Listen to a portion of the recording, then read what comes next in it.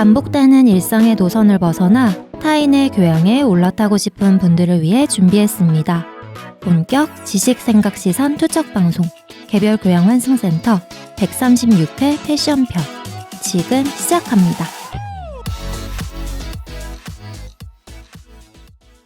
안녕하세요. 안녕하세요. 다양한 문화를 넘나들며 공연과 미디어의 세계를 탐방하고 있는 유랑킴입니다. 정치, 사회와 문화 콘텐츠를 좋아하는 장빈동입니다. 세상 모든 비주류와 마녀 감성을 좋아하는 허유생입니다. 문화예술을 즐기는 따뜻한 인상주의자 김센트입니다. 반갑습니다. 반갑습니다. 오늘은 후원과 댓글을 읽어보고 시작을 하겠습니다. 네. 저희의 처절한 몽타주님께서 10,000원을 또 후원해 주셨습니다. 오, 감사합니다. 처절한 몽타주님께서도 점점 정기적으로 후원을 해주시고 있는 것 같은 맞아요. 느낌이 듭니다. 네. 너무 감사합니다. 그러니까 감사합니다. 유랑님이 맨날 철저한이라고 했음에도 불구하고 저희를 좋게 봐주시는 게 아닌가 생각합니다. 네. 감사하고 그 다음에 형우님께서 계좌로 30,000원을 후원해 주셨습니다. 오, 저희가 팟빵에서는 네. 닉네임으로 뵌 적은 없는 것 같은데 맞아요. 인스타 통해서 자주 좋아요를 눌러주시는 분인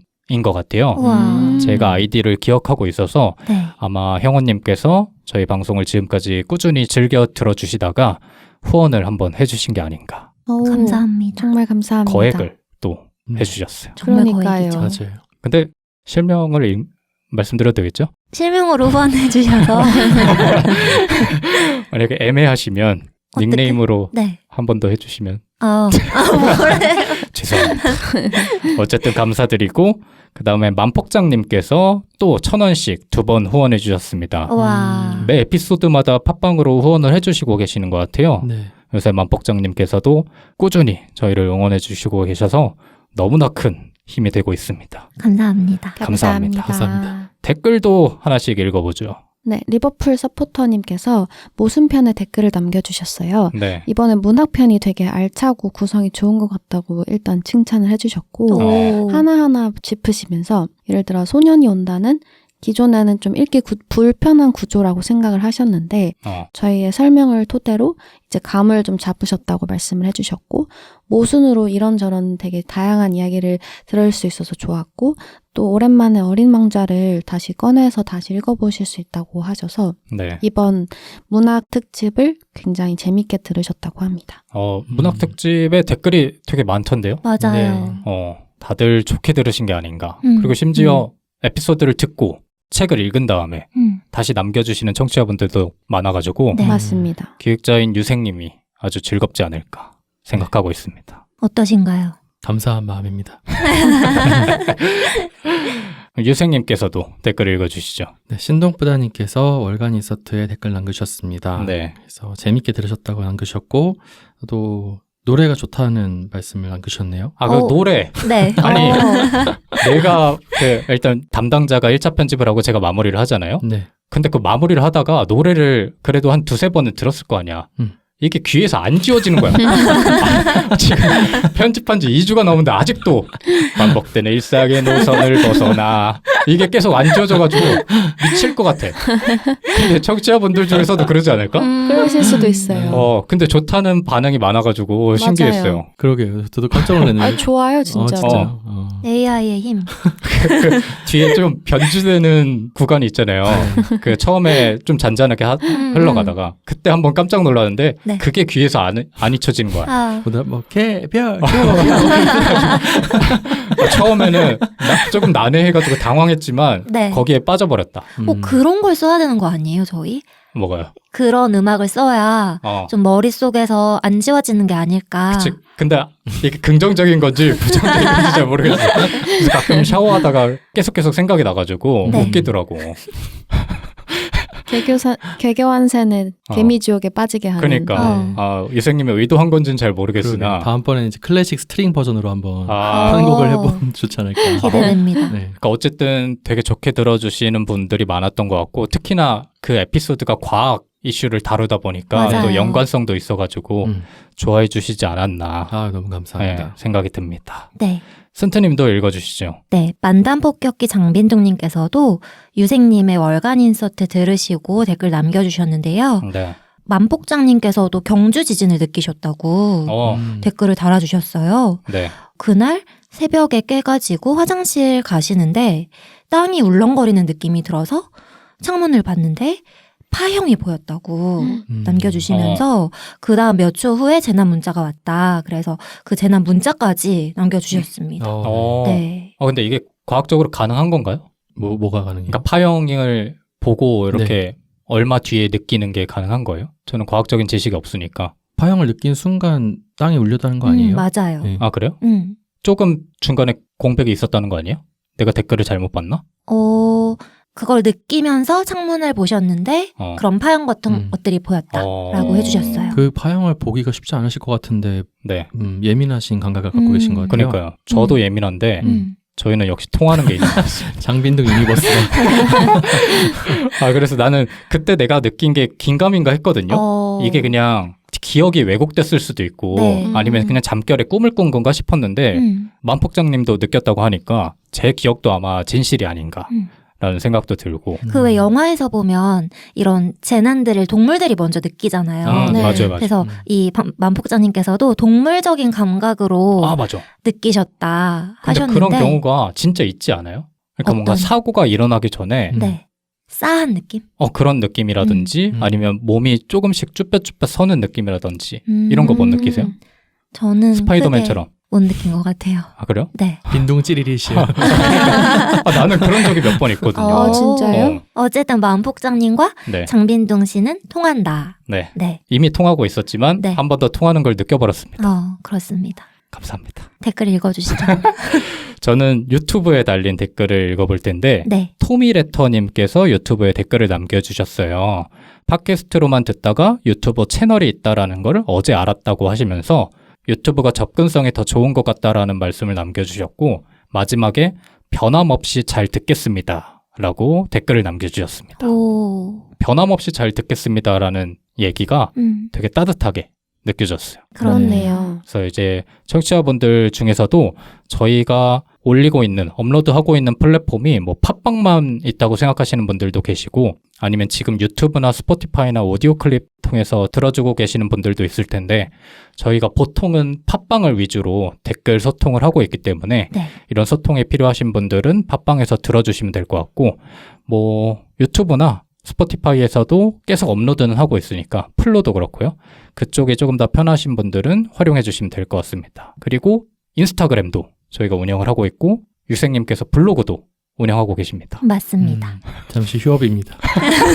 휴업이 잦네요, 유생님.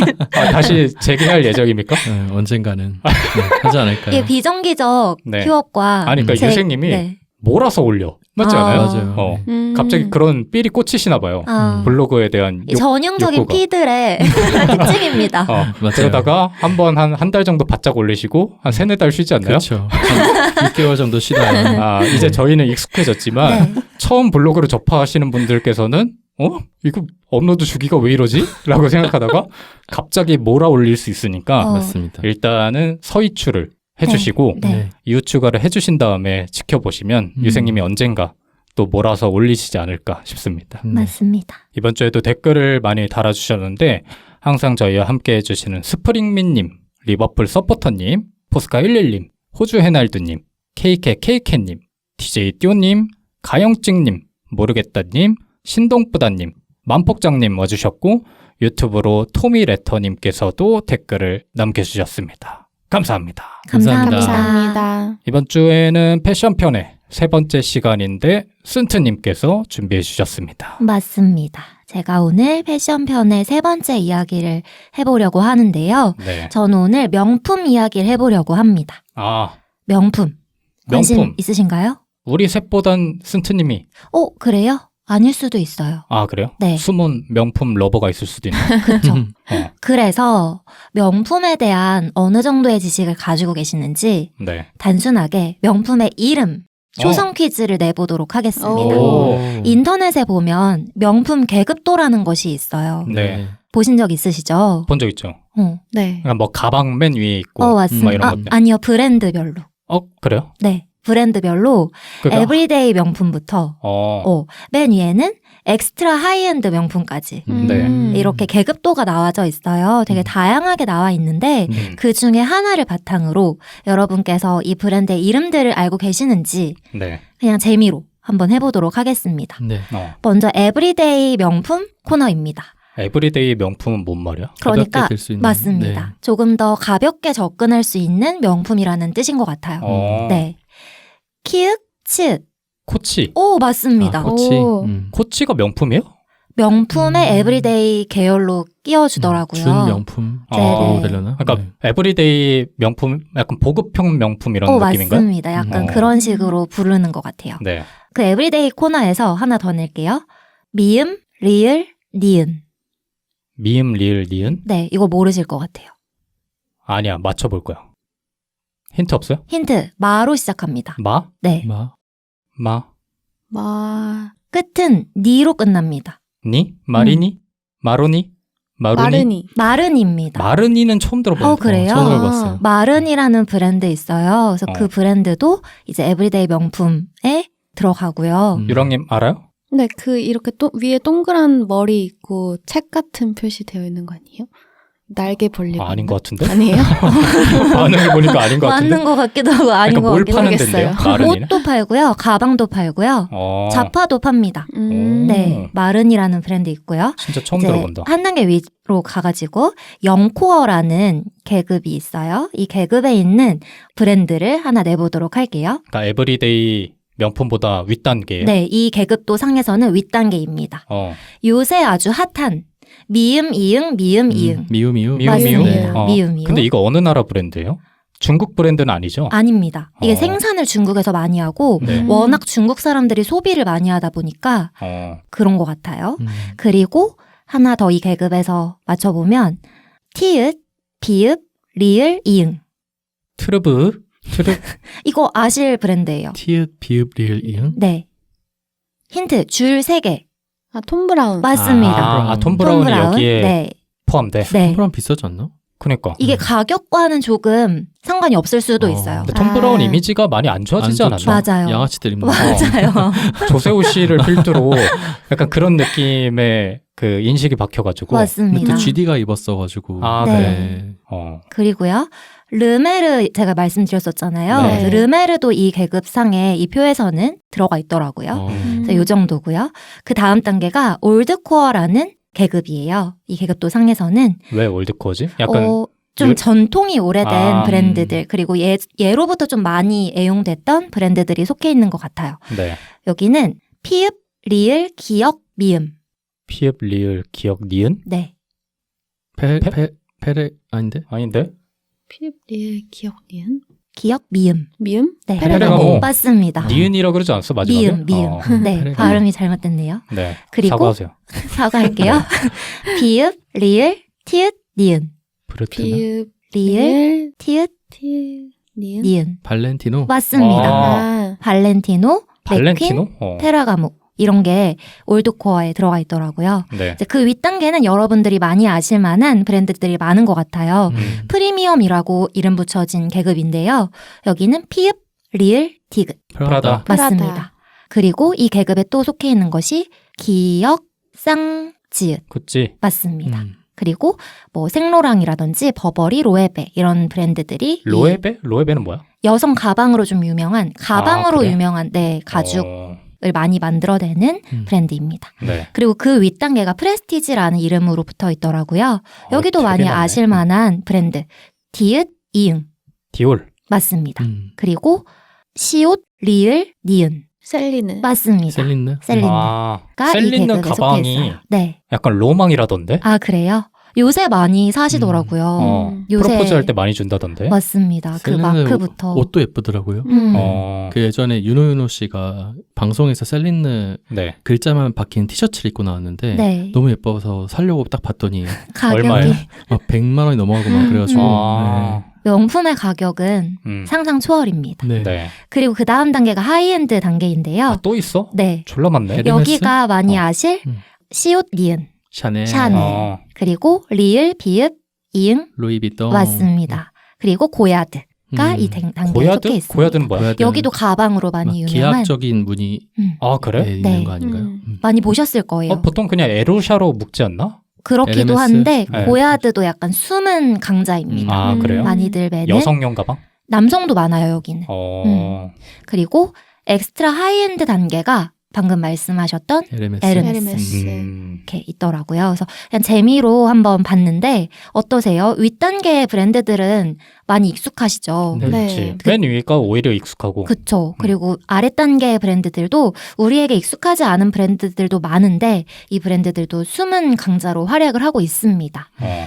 네, 이렇게 명품에 대해서 얘기를 잠깐 해봤는데 우리에게 이 브랜드들의 이름이 익숙하다는 것은 그만큼 우리가 주변에서 많이 소비하는 사람들도 보고 길거리를 지나다 보면 이 가방이나 뭐 신발, 옷들을 착용한 사람들이 많기 때문이기도 한 것 같아요. 그래서 오늘은 명품 얘기를 좀 더 본격적으로 나눠보려고 하는데요. 네.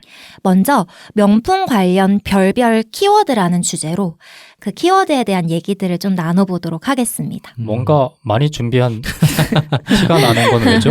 여러분들이 오늘 얘기를 많이 해주셔야 돼요. 아, 이후에 내용이 부족해가지고 지금 많이 아닙니다. 애를 쓰는 것 같은 느낌이. 그렇지 않아요. 네. 첫 번째 키워드는 가격입니다. 여러분 이런 말 들어보셨어요? 명품은 오늘이 가장 싸다.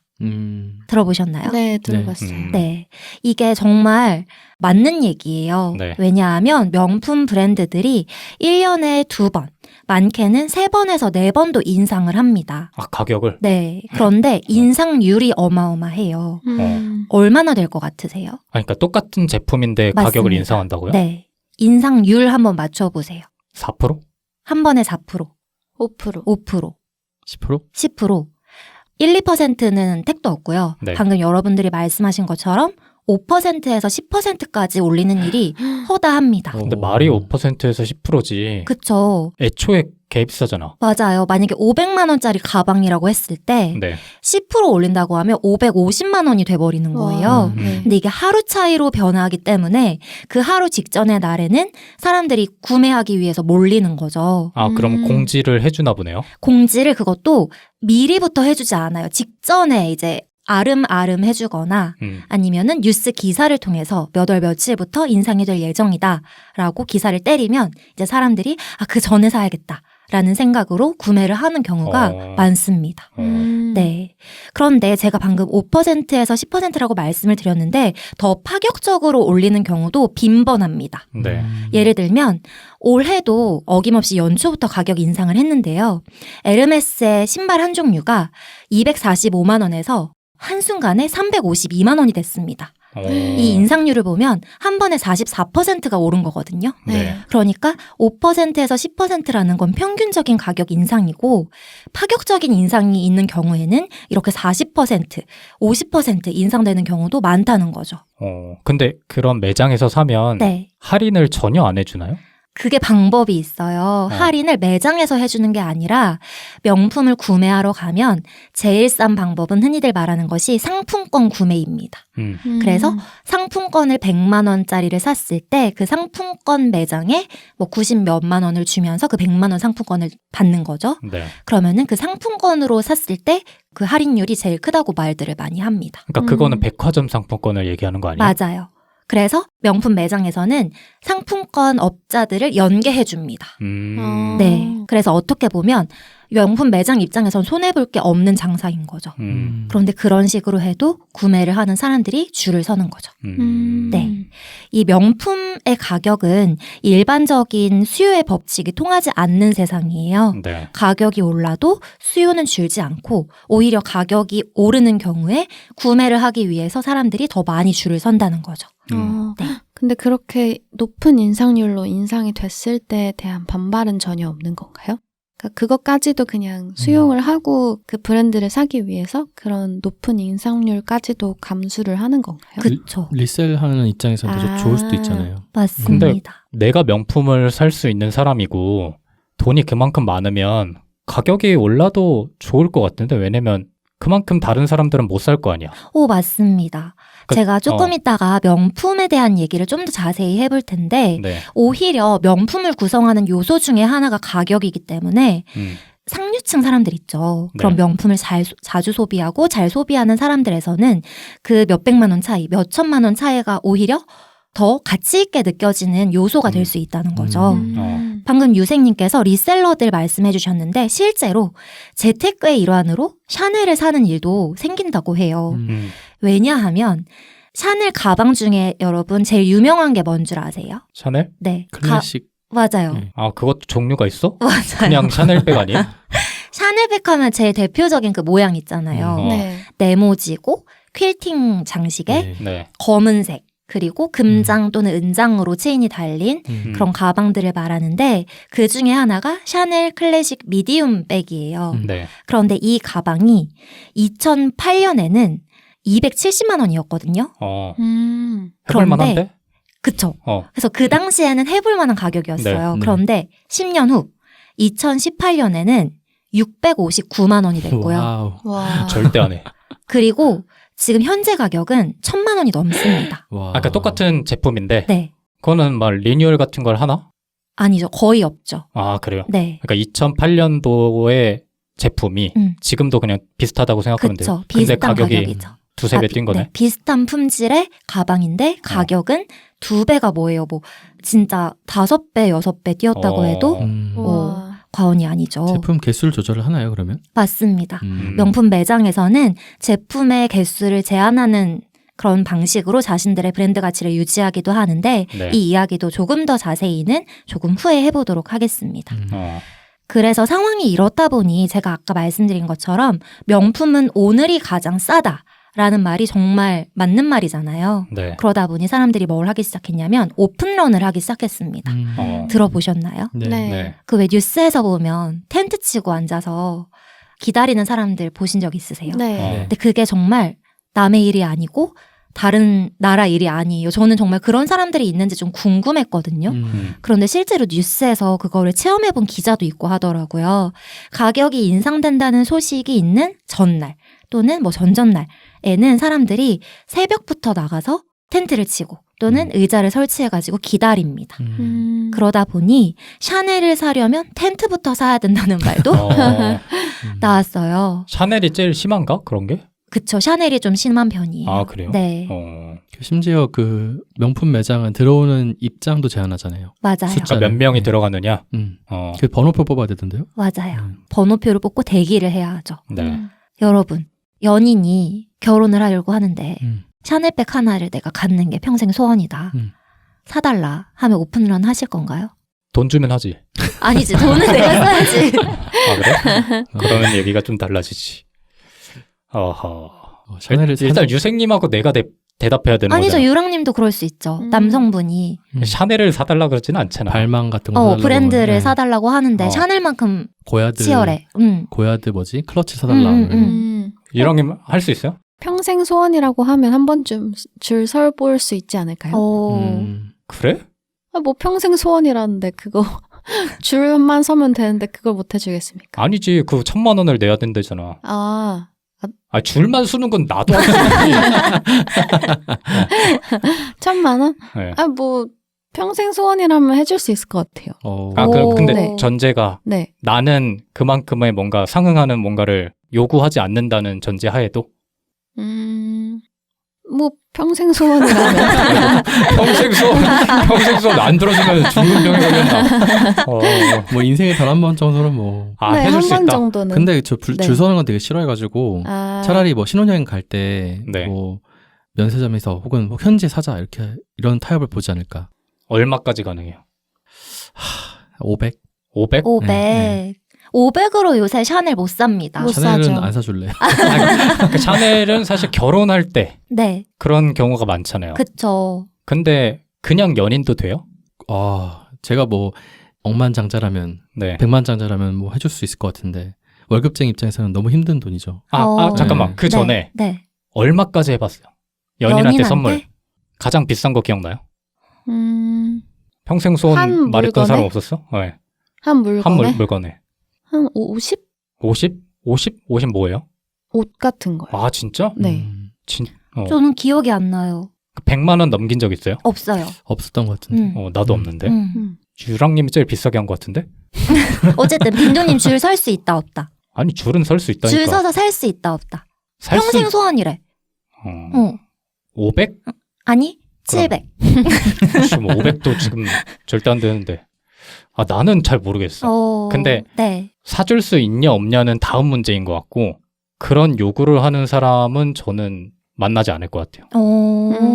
아니 근데 음. 이게 사치를 하는 사람이 아니어도 네. 그 로망이 있을 수 있잖아요. 그러니까 그 로망을 왜 내가 이뤄줘야 되는? 이 돈으로 네가 이뤄라. 니돈 니산. 왜 로망을? 그럼 이거 아니 근데 자기 돈으로 살 테니까 새벽에 줄만 좀 서달래. 그런 거는 왜 못해? 그런 건 100번도 해주지. 근데 예를 들어서 결혼을 전제로 예물 느낌으로 서로 해주는 거는 받아들일 수 있어. 근데 그게 아니라 연인 사이에서 이 선물을 너가 해주느냐 안 해주느냐 가지고 내 애정을 시험하려 드는 느낌이 든다면 네. 저는 바로 애정이 뚝 떨어질 것 같은데요. 그럼 예물 느낌으로 주고받는 건 다들 이해하시는 거예요? 아, 근데 우리- 이거 좀 과하지 않아요? 그쵸. 그러니까 네. 그것도 그냥 양보해서 그냥 그래 평생 한 번이니까 유랑님이 얘기한 평생 소원일 수 있겠다 정도지만 예를 들어서 그때 나랑 결혼을 약속한 사람이 나는 예물을 가지고 500만 원 넘는 샤넬백을 안 해주면 결혼 못하지 라고 하면 그거를 정상적으로 받아들일 수 있나? 아니 그렇게 새침대게 말하면은 그런데 네. 빈동아 나 네. 결혼하는데 우리 빠듯하지만 이런 시기 아니면 못 산대. 우리 나도 너 좋은 거 하나 해주고 싶은데 나도 하나 해주면 안 돼? 이렇게 하면. 그러면 하죠. 그러면 할 수 있지. 근데 예를 들어서 근데 지금 막 내 전세값이 막 없어. 그치. 대출이야 다. 당장 해야 될 게 많고 갚아야 될 게 많은데 그거를 얘기할 때 내 친구 민지는 600만 원짜리 받았어. 내 친구 지선이는 700만 원짜리 받았는데 나만 안 받기 좀 그렇잖아? 라고 하면은 정뚝떨. 아, 그렇죠. 그건 조금은 그렇죠. 이게 정상적인 사고인가를 한번 의심해 볼 수 있지 않을까? 만약에 근데 뭐 예를 들어서 내가 사업을 해서 돈을 꽤 많이 벌어. 네. 자본이 넉넉해. 그러면 얼마든지 해줄 수 있을 것 같아요. 음. 근데 뭐 월급쟁이 입장에서는 정말 힘든 결정이 아닌가. 근데 그것도 예를 들어 네. 쌍방일 수도 있고 일방적일 수도 있잖아요. 예를 들어서 쓴트님이 아까 얘기한 것처럼 그래도 우리의 결혼이 앞에 있으니까 이걸 기념하는 의미에서 서로한테 예물 형식으로 소중한 걸 해주자. 각자가 사기엔 좀 애매하지만 이런 기회가 아니면 또 어렵지 않느냐. 뭐 남자는 보통 시계를 받거나 여자는 보통 가방을 받으니까 이거를 조금 해주자라고 얘기하는 사람이 있는 반면 네. 내가 너한테 줄 건 모르겠고 일단 나한테는 이걸 줘 라고 하는 사람들도 있을 수 있잖아. 그쵸, 그쵸. 근데 후자는 사실 조금 그쵸. 그런 사람이면 결혼을 생각해보겠죠, 다시. 그럴 것 같아. 그쵸. 그런데 한국에서 결혼을 앞둔 부부들, 특히 신랑들이 이 고민을 되게 많이 하는 것 같아요. 개 많이 해. 네. 근데 그래서 내 주변 기준에는 다 그냥 타협했어. 해주는 걸로? 그러니까 평생 한 번이니까 네. 라는 얘기로 결국은 다 해주는 방식이고 네. 근데 또 그게 또 맞는 것 같기도 해. 돌이켜보면. 그러니까 왜냐면 네. 평생 한 번인데 이거를 안 해주면 두고두고 앞으로의 욕을 먹으니까. 그쵸. 20-30년 동안 들어가야 되잖아. 그런 것도 무시할 수 없지 않을까. 그렇구나. 유랑님은 어떠세요? 뭐 굳이? 굳이. 근데 저는 막 명품을 좋아하지도 않고 네. 차라리 그 돈으로 다른 걸 하자고 할 것 같아요. 그러니까 뭐 여행을 가자든지. 뭐 여행을 가자든지 뭐 다른 더 갖고 싶은 물건이 있으면 그거를 사자고 할 것 같은데 뭐 백을 달라고 하진 않을 것 같아요. 근데 남자친구가 네. 나는 시계가 필요하대. 여행은 여행이고 네. 나는 시계를 달라. 평생 소원이라면. 평생 소원이고 너가 백 안 받는 거는 뭐 알겠으니까 나는 받고 싶다. 나는 자랑하고 싶다. 라고 평생 하면? 소원이다. 그럼 해줄 수 있을 것 같아요. 근데, 그래? 네. 해밀턴. 관대하네.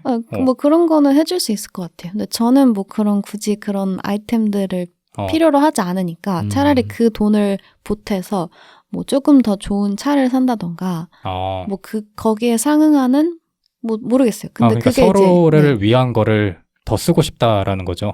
그러니까 내 개인적인 뭐 그런 명품이나 이런 것보다는 그러니까 그런 선물을 받는 거, 주고 받는 거에 대한 거부감은 없는데, 네. 그게 어쨌든 백이라든지 그런 아이템을 사진 않을 것 같다. 근데 뭐 이런 걸 결혼 선물로 받고 싶다라고 하면 그거를 들어줄 의향도 있고. 조심해야 돼. 그런가? 그러다가 쏙 큰 빼먹고 거겠죠. 튀면 어떡해. 그럼요. 그러니까 뭐 서로한테 선물해준다는 그런 의미로. 유랑님이 또 그 정도로 네. 어버버 하시진 않기 때문에 잘 판단하시지 않을까. 그래요? 한다고 생각하는 것 같은데.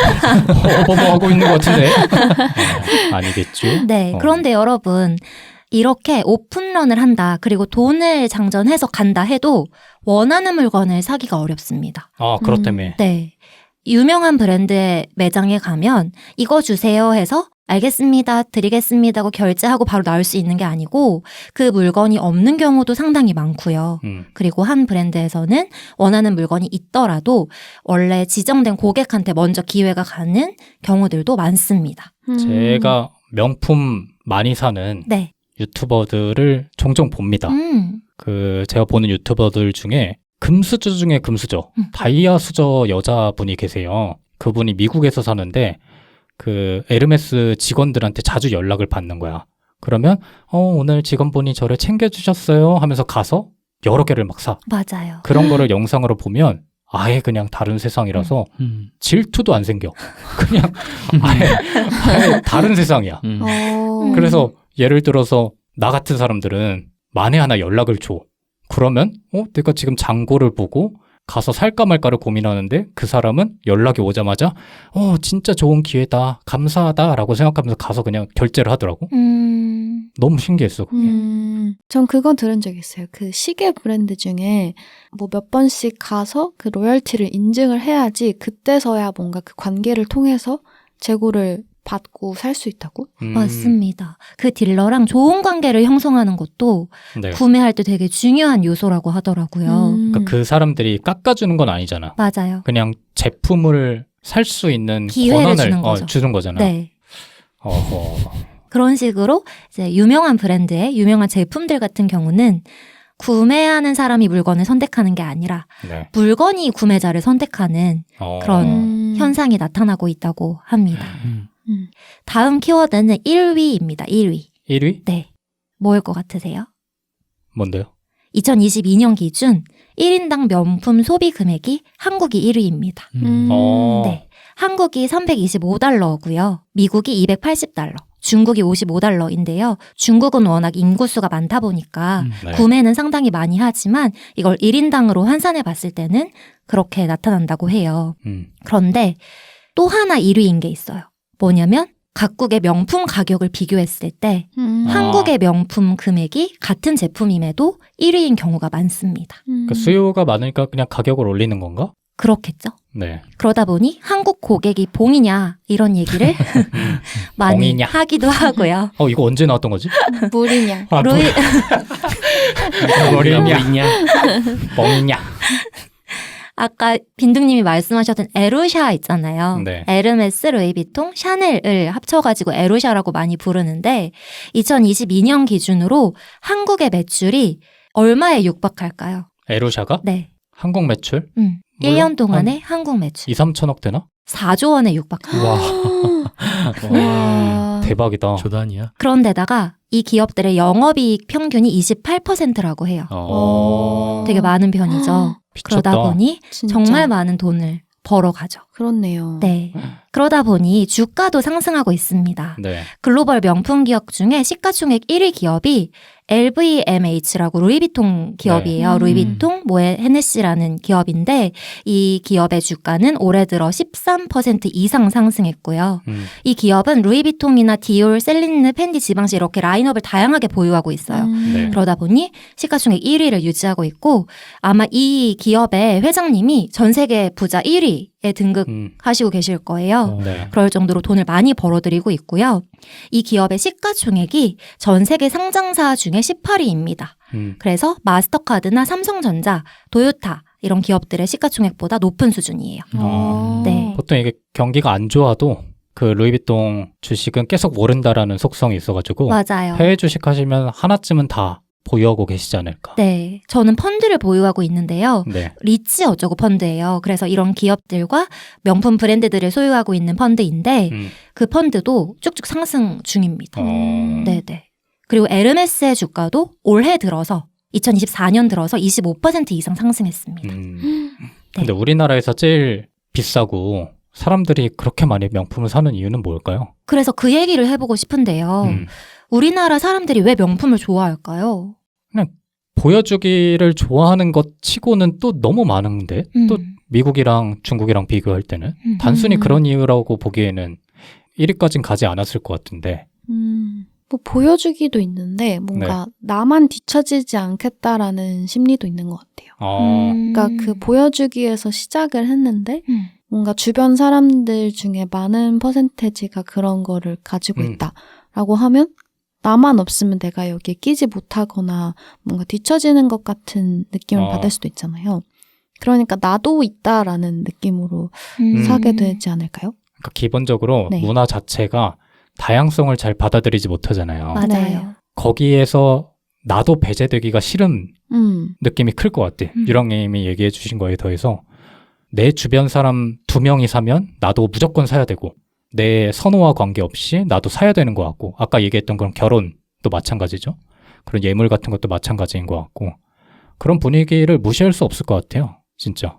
그 알랭드 보통의 불안이라는 책을 보면은 불안이 여러 가지 요소로부터 나타나게 되는데 증거 집단 비교라는 그 불안의 이유가 있거든요. 그러니까 우리나라는 좀 특히 그게 강한 것 같다는 생각이 좀 들어요. 그러니까 증거 집단과 나를 비교했을 때 내가 좀 더 뒤처지거나 그런 증거 집단이 내세우는 기준들에 부합하지 못했을 때 내가 불행하다 느끼는 거죠. 불안하고 불행하다 느끼기 시작하는 거죠. 그런 속성 때문에 아까 말씀하신 것처럼 뭐 민지는 루이비통 받았대, 뭐 지원이는 샤넬 받았대. 그럼 나는 프라다 정도는 받아야 되는 거 아니야? 이런 느낌의 것들이 작용하지 않을까. 근데 그거 무시할 수 있나?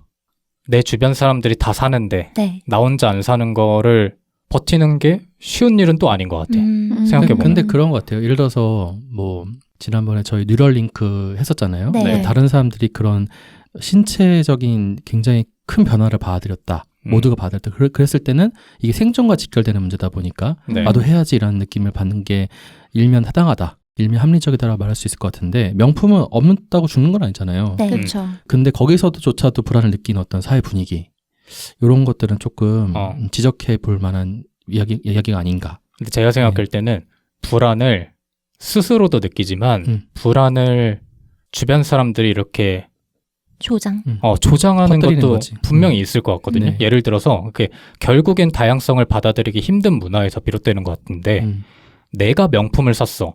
그리고 내 옆에 유랑이 명품을 샀어. 근데 쓴트가 명품을 안 사면 이 쓴트를 가만두지 않아. 사람들이.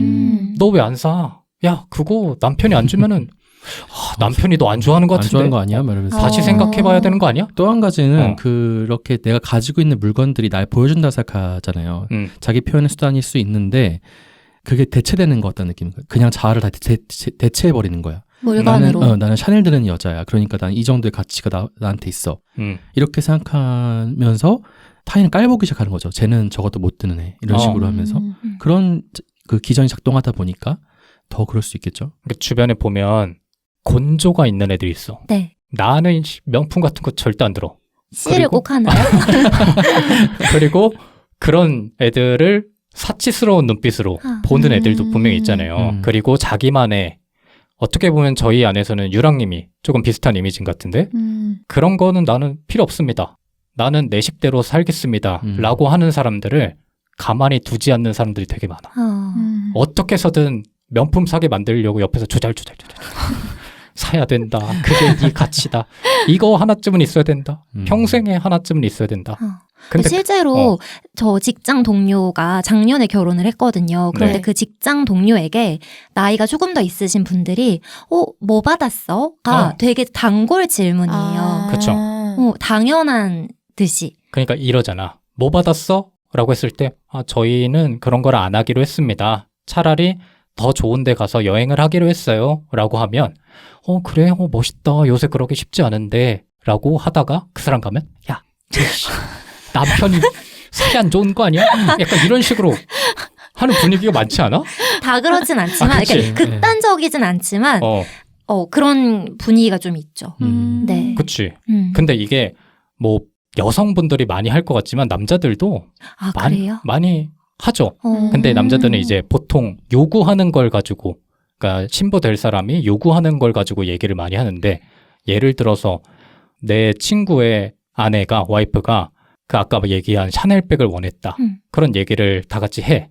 그러면 야, 근데 그거 한 번쯤은 해야지. 하는 게 맞지. 하다가 화장실을 가게 가. 그러면 야, 요새는 좀 저런 거 안 하는 거 아니야? 약간 이런 식으로. 남성들의 뒷담화.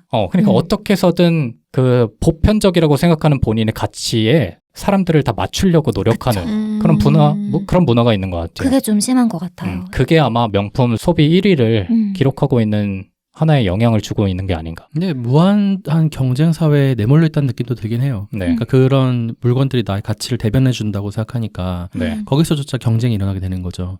여기서 뒤처지면 난 죽어라는 생각을 들 수도 있게 만드는 것 같기도 하고.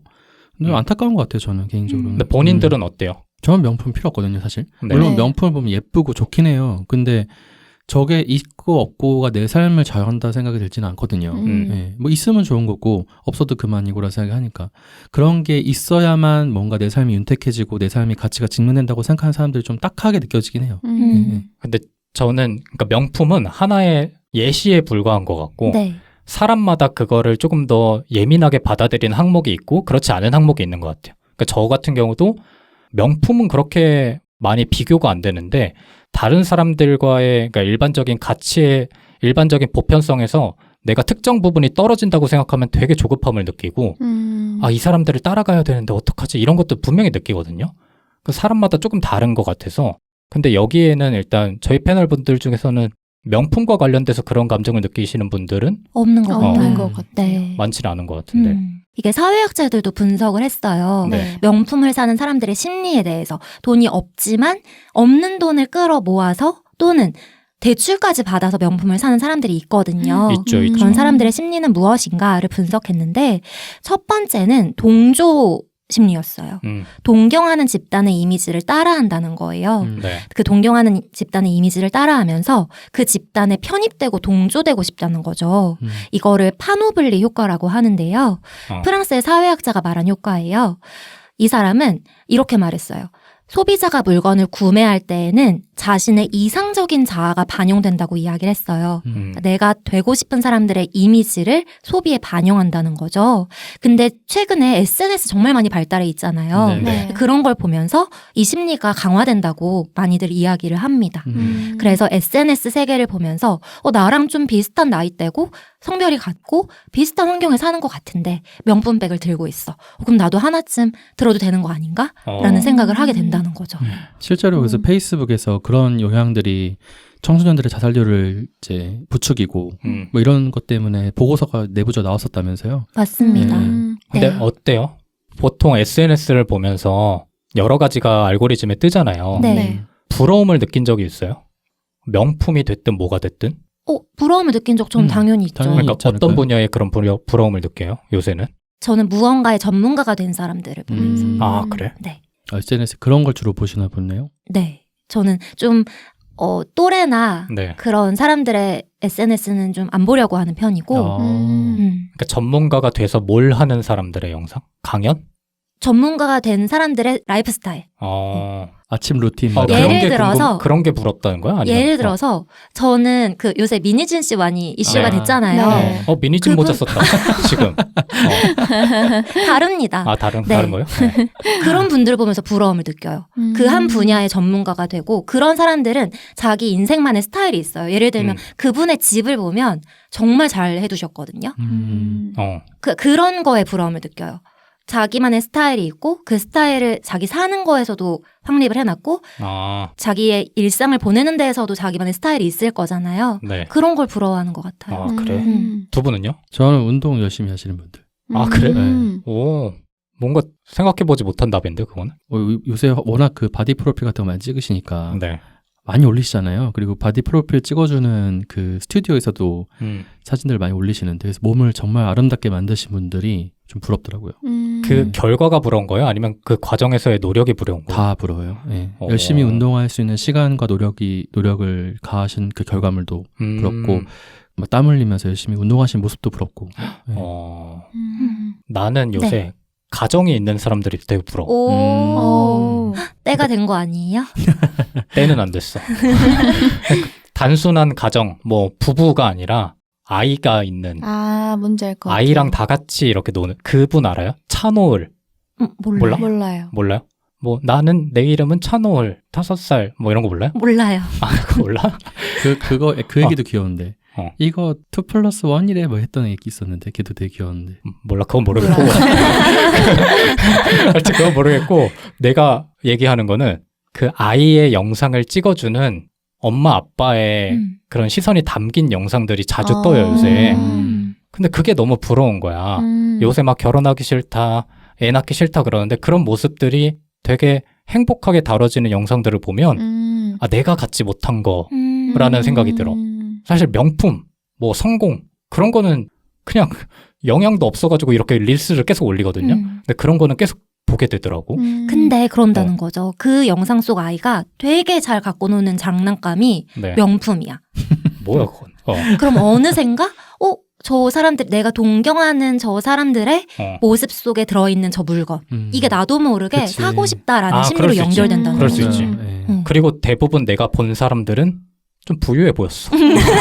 그러니까. 가정들이. 네. 근데 진짜 SNS가 위험하다고 생각하는 게 뭐 예를 들어 거기에서 명품을 가지고 있는 사람들의 사진이 올라온다 하면 SNS는 좋은 것만 전시되는 곳이니까 그 명품을 사기 전까지 예를 들어 뭐 빚을 내서 샀는지 뭐 몇 개월 할부를 해서 샀는지는 모르고 그냥 샀다는 결과값만 보이잖아요. 그러니까 그 과정을 모르니까 더 자신과 비교를 하게 되고 뭔가 부럽다라는 생각이 드는데 또 그 이면을 보거나 그 사람의 다른 삶의 단면은 그렇지 않을 수도 있잖아요. 전 최근에 어떤 일이 있었냐면 저도 그냥 뭐 인스타에 사진 같은 거 올릴 때 진짜 뭐 몇 개월 심하면 몇 년 전까지의 사진 그냥 저 혼자 추억팔이 하면서 보다가 그걸 모아서 올린 적이 많거든요. 네. 그래서 뭐 어디 여행 가거나 뭐 놀러 간 사진들 이런 걸 모아서 몇 번씩 올렸어요. 네. 근데 그걸 보고 저한테 언니 삶이 너무 여유로워 보여. 뭐 이런 식으로 연락을 이야기를 몇 번 들은 거예요. 세상 누구보다 하드하게 살고 있는. 부러움과 질투가 섞인 그런 그냥 시선인가? 정말 그건 모르겠는데 그냥 네. 진짜 그냥 코멘트로서 삶이 너무 여유로워 보인다는 거예요. 그걸 듣고 와 진짜 SNS가 위험한 공간이구나. 와 이렇게 생각을 할 수도 있구나라는 생각이 들면서 이것도 약간 명품도 비슷한 맥락에서 그냥 사진만 보면 명품을 샀다는 그런 결과값만 보이니까 막연하게 그 사람의 그 삶을 나는 그 사진 한 장으로 판단하게 되니까 거기에 판타지를 약간 입혀서 저렇게 좋아 보인다라고 부러운 감정을 느낄 수 있고 그런 감정을 더 부추기는 게 소셜미디어이지 않나 싶기도 하고. 그래서 뭐라 그랬어? 네가 뭘 알아? 그래서 그냥 뭐 분노 조절 당해요? 분조장애.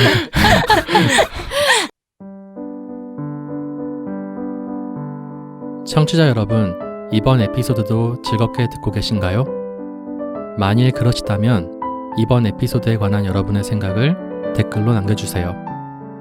여러분이 남겨주시는 소중한 댓글은 개교환센의 콘텐츠 제작에 있어 아주 큰 힘이 되고 있답니다.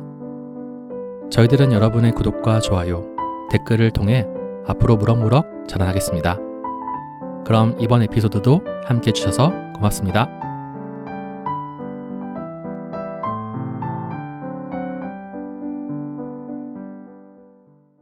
그런데 실제로 그렇게 여유가 있어서 자신을 과시하는 사람들 있잖아요. 네. 그 사람들도 명품을 과시 수단으로 많이 소비를 합니다.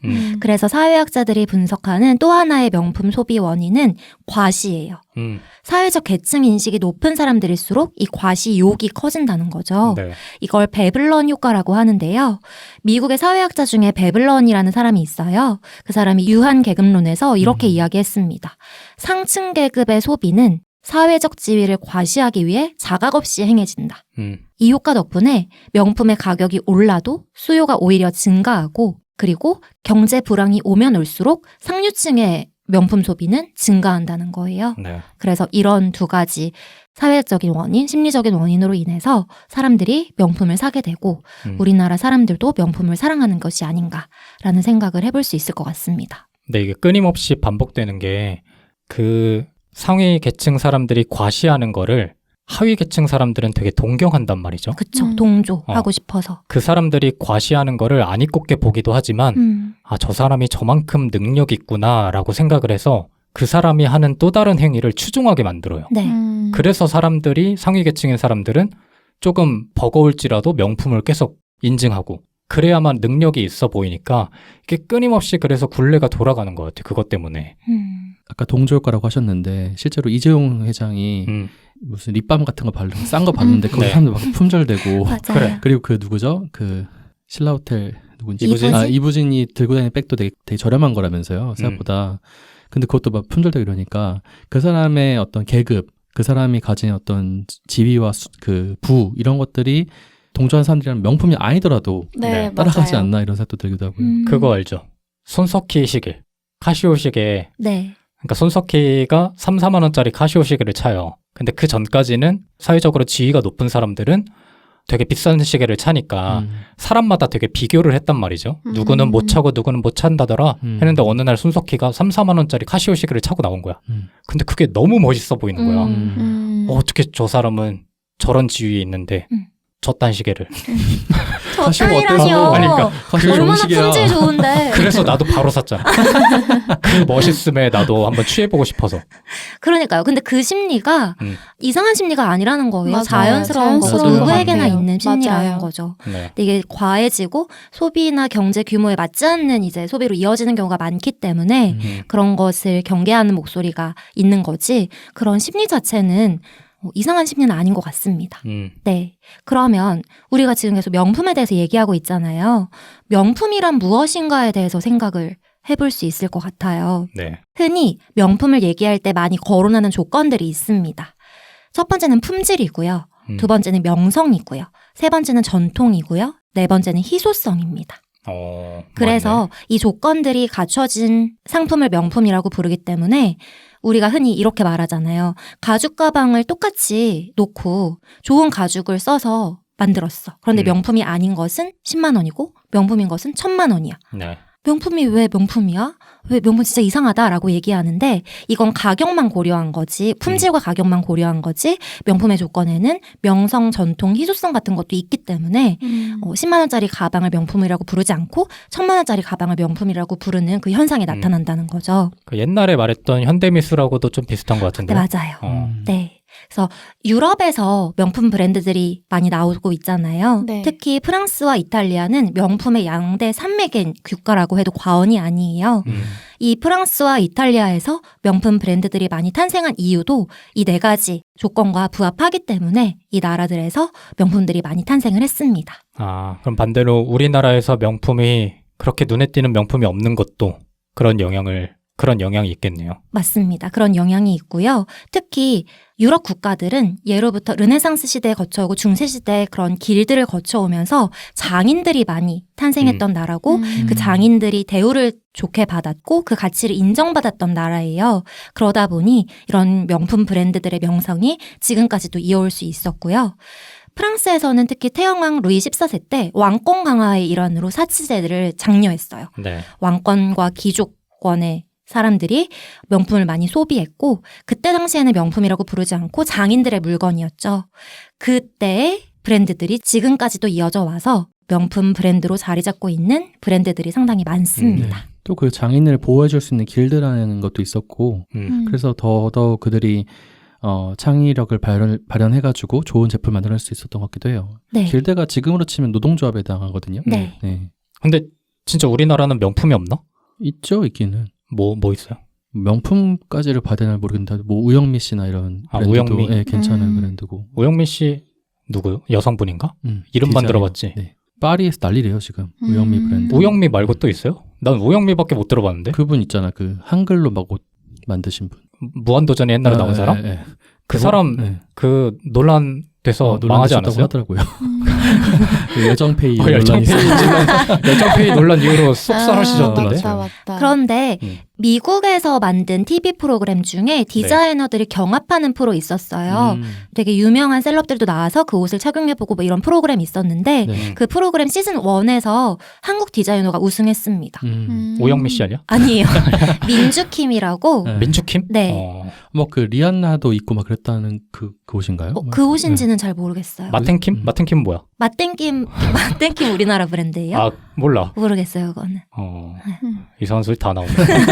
근데 IF 스튜디오가 약간 그런 느낌 아닌가? IF 스튜디오? 네. 빈즈도 만든 거예요? 엄청 비싸진 않아도 물건 잘 안 내놓고. 솔직히 좀 비싸 근데. 아 그쵸. 그런데 명품이라고 보기에는 애매하긴 하지만 네. 리셀도 엄청 활성화되어 있고. 그 리그에서의 명품인 것 같아요. 아까 말했던 그 뭐냐 에브리데이보다 좀 낮은 축인 것 같은데. 명품이라고 하면 이제 국가를 넘나들면서 활약하는 경향이 있는데 IF 스튜디오는 좀 영하죠 많이. 그쵸.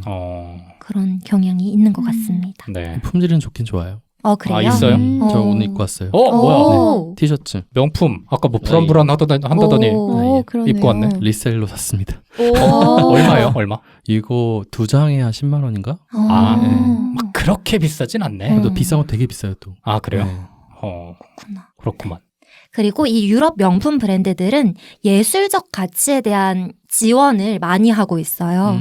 그래서 패션 학교나 행사에 대한 지원도 많이 하고 있고요. 브랜드 자체에서. 맞아. 그리고 그 국가들도 패션 학교나 행사에 대한 지원이라든지 패션 비즈니스에 대해서도 세금 감면 혜택이라든지 그리고 지역에서 제조하는 그런 제조 물건에 대한 우대라든지 그런 것들을 많이 행하고 있습니다. 그렇다 보니 그런 국가에서 명품 브랜드들이 성장할 수 있는 조건이 갖춰져 있었고 지금까지도 승승장구하면서 운영이 되고 있는 거죠. 또 심지어 이 브랜드들 다 박물관 같은 것도 갖고 있잖아요. 맞아요. 네. 그러면 우리나라도 브랜드를 좀 키우기 위해서는 명품 소비를 조금 더 조정해야 되는 거예요. 우리나라만에. 우리나라 한국 디자이너들에 대한 지원은 당연히 필요한 부분인 것 같아요. 맞아요. 왜냐하면 이 명품 브랜드라는 것이 세계를 넘나든다고 아까 말씀드렸잖아요. 그러다 보면 국가에도 이제 경제적으로 이익이 될 수 있는 부분이 분명히 있을 거고 하기 때문에. 근데 그 명품은 아닌데 지금 스트릿 패션 있잖아요. 네. 스트릿 패션 영한 브랜드들의 우리나라가 진짜 잘 나가고 있어요. 네, 전 세계적으로 스트릿 패션 거의 다 죽었다고 하거든요. 근데 우리나라 스트릿 패션이 지금 전 세계 휩쓸고 있다는 얘기가 뭐가 있어요? 뭐가 있죠? 뭐 정확하게는 모르는데 IF 스튜디오밖에 몰라. 네, 우리나라의 이런 그 젊은 디자이너들이 세운 어떤 그 중소 브랜드 있잖아요. 이런 네. 브랜드들 과거에 소호 이런 거리에 있었던 있을 만한 그런 브랜드들이 우리나라에 되게 많아졌대요. 그래서 우리나라 지금 패션을 많이 주목받고 있다고 합니다.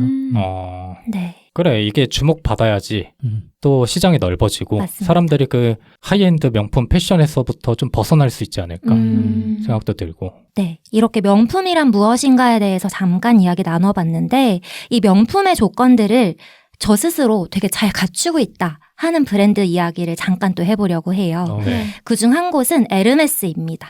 이 에르메스라는 브랜드는 띠에리 에르메스라는 사람이 1837년에 설립한 프랑스 브랜드예요. 네. 이 브랜드는 뭐로부터 시작을 했냐면 마구용품을 만드는 걸로부터 시작을 했습니다. 그러다 보니 가죽을 상당히 잘 다뤘고요. 마구용품이다 보니 튼튼하게 만들어야 되잖아요. 네. 그래서 지금까지도 에르메스 가방 하면 튼튼함의 대명사입니다. 아 그래요? 그래서 예전에 고현정 씨가 TV 드라마에서 이 네. 에르메스 가방을 바닥에 막 내려치는 장면이 나온 적이 있어요. 근데 그게 정품이었다고 해서 이슈가 된 적이 있거든요. 아, 그래? 근데 실제로 유럽권에 상륙한 사람들은 이 에르메스 가방을 강아지를 넣어서 데리고 다니는 가방으로도 쓰는 사람이 있을 정도로 튼튼한 가방의 대명사입니다. 네. 이 에르메스 가방은 장인이 만들어요. 근데 이 장인이 그냥 장인이 아니고요. 10년 정도의 경력을 쌓아야 에르메스 가방을 만들 수 있다고 합니다. 그리고 한 달에 한 사람의 장인이 4개의 가방밖에 못 만들어요. 그러다 보니 자동으로 생산이 제한이 되는 거죠. 뭐 버킨백인가 그게 제일 유명하지 않나요? 맞아요. 버킨백. 에르메스 가방에서 유명한 것은 버킨백과 캘리백이에요. 얼마? 버킨백은 작게는 1,000만 원에서 시작해서 비싼 가방은 4억 이상 합니다. 4억이요? 네. 와.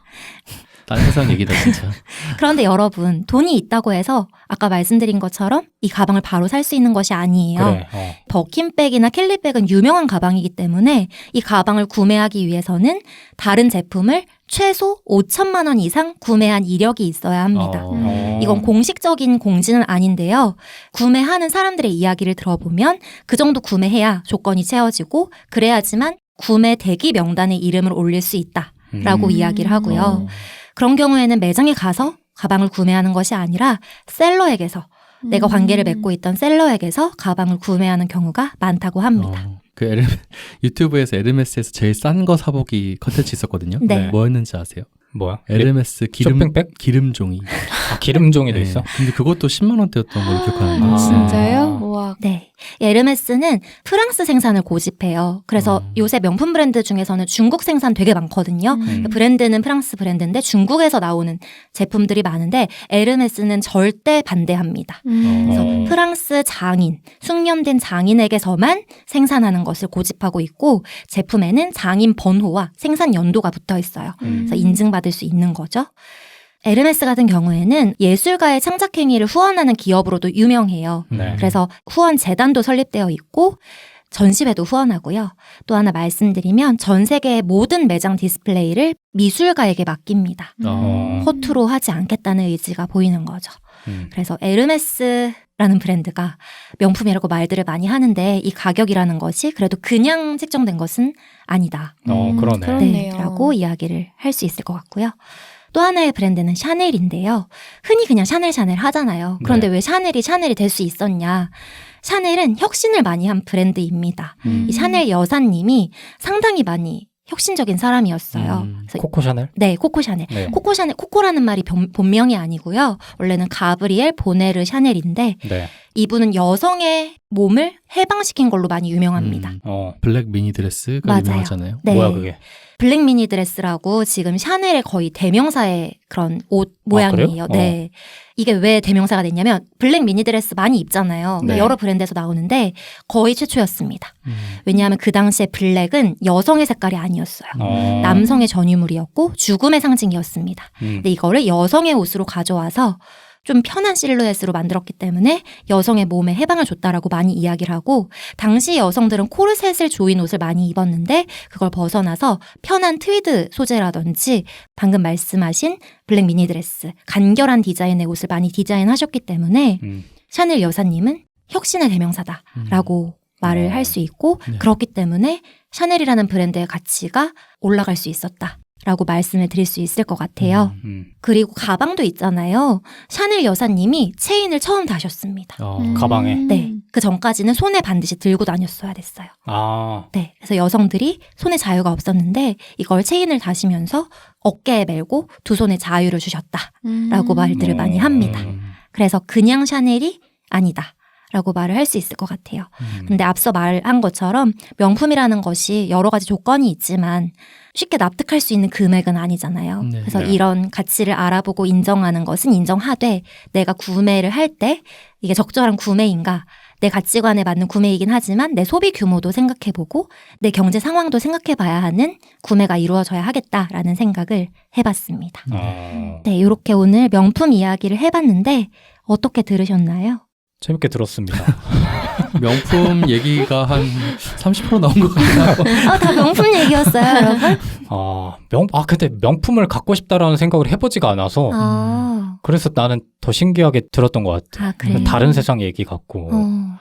해본 적 있어요? 명품 갖고 싶다? 생각? 전 해본 적 있어요. 네. 저도. 이상적인 저도 해본 적 명품이 있어요? 있어요. 본인이 전 생각하는? 버버리 좋아해요. 그래? 네. 왜 좋아? 왜 좋은 거야? 버버리 체크무늬가 그 약간 클래식하면서도 되게 멋있게 다가와요. G마켓에 많은데 그런 거. 버버리 ST. 닥스 이런 거 말고. 아까 말씀드렸잖아요. 품질만 중요한 게 아니라니까. 그쵸. 헤리티지, 전통. 이상적인 명품이 또 있어요? 저는 에르메스 좋아 보여요. 그 장인이 만든다는 그. 내가 그런 걸 많이 안 봐서 없나 봐요. 그럴 수 있고 관심이 없을 수 있죠. 맞아요. 제가 이 에피소드를 준비하면서 계속 든 생각은 가치관인 것 같아요. 누군가는 좋은 차를 갖고 싶을 수 있고 누군가는 그쵸. 좋은 집을 갖고 싶을 수 있고 네. 누군가는 다른 걸 하고 싶을 수 있잖아요. 그것처럼 이 명품을 사는 것도 내가 이 브랜드의 가치를 알아보고 그 기저에 깔린 심리에 편승해서 한 번쯤 사본다라는 걸 누군가 비판할 수 있냐에 대해서는 비판할 수 없지 않을까. 그렇죠. 각자가 가지고 있는 이상은 다 다르니까. 네. 뭐 저 같은 경우도 명품은 관심이 없지만 주식에도 명품이 있거든요. 네. 버크셔 해서웨이라는 네. 그 워렌 버핏의 네. 주식이 우리나라로 치면 한 주에 8억이에요. 와. 그러니까 A가 있고 B가 있는데 네. B는 좀 보급형이라서 싸. 얼마예요? 뭐 한 주에 한 60, 70 할 거예요. 어. 600, 700인가 정확히는 기억이 안 나는데 네. 하여튼 A주는 8억이야. 한 주에. 그래서 주식하는 사람들의 모든 로망이야. 그거 한 주를 갖는 게. 수익률이 좋아요? 그러니까 아무래도 워렌 버핏이 운영하는 회사고 그 사람의 투자 방식에 맞게 계속 투자를 하니까 사람들이 구매하고 싶어 하지만 그거 이전에 이거를 갖고 있다라는 거는 내가 좀 주식 좀 한다. 약간 이런 느낌이거든요. 사람들이 갖고 있는 로망 중에 하나야. 그거 한 주를 갖는 거. 그러니까요. 근데 누군가는 그걸 또 되게 한심하게 볼 수도 있는 거잖아요. 많을 것 같아요. 그러면 안 된다. 자기 가치관에 그쵸. 따라 삶을 사는 맞아요. 거다. 그러니까 그렇죠. 명품 소비를 욕하는 사람들도 분명히 자기도 자기만 꿈꾸고 있는 무언가가 있을 거란 말이야. 그럼요. 그거를 다른 사람들은 또 한심하게 바라볼 수 있는 거죠. 근데 또 한편은 또 명품을 가지는 것에 대한 너 허영심이야. 너 그거 다 쓸데없는 거라고 욕하는 것도 웃기지만 명품을 가지고 있다 없다를 가지고 사람 나누고 그건 아니죠. 너가 이걸 없으니까 너는 뭐 하루 인생에 이렇게 보는 그런 시선들도 많이 고쳐져야 되는 게 아닌가 싶기도 해요. 맞습니다. 오늘 에피소드를 보고 네. 조금 덜 집중해서 들으신 분들은 김슨트 이거? 명품 좋아하는 사람이 허영심 넘치는 사람이네. 이럴 수도 있단 말이죠. 네. 하지만 그건 아무도 모르는 겁니다. 맞아요. 뭐 그럴 수도 있겠지만 모르는 거예요. 저는 좋아 보여요. 네. 그러니까 명품 브랜드의 가치가 좋고 그 브랜드가 쌓아온 그런 것들이 좋은데 소비는 다른 문제니까. 그렇죠. 네. 그래서 집중해서 들어주셨으면 좋겠다. 그런 사람은 아닐 수도 있다. 불안하게 왜 그래요? 아니다라고 해야지 아니다. 그건 또 모르지. 모르는 거죠. 우리한테 맞아. 얘기 안 한 걸 수도 있잖아. 뭐 저도 모르는 집에 거고. 에르메스 알고 보니까 한 3-4개 있을 수도 있어. 5천원 채우고 있어. 빚내서. 그쵸. 아니에요. 그럴 수도 네. 있지. 그리고 뭐 우리 중에서 카푸어가 있을 수도 있는 거고. 그쵸. 끝날 때가 된 것 같습니다. 뭐 어찌됐든 간에 끝인가요? 끝입니다. 오늘 명품 얘기를 해봤는데 네. 상당히 재밌었습니다. 아, 좋습니다. 청취자분들도 관련해서 얘기하실 게 많을 것 같기 때문에 많은 반응 남겨주셨으면 좋겠다는 말씀을 끝으로 저희는 다음 주에 패션편의 마지막 에피소드로 돌아오도록 하겠습니다. 고생 많으셨습니다. 감사합니다. 감사합니다. 감사합니다.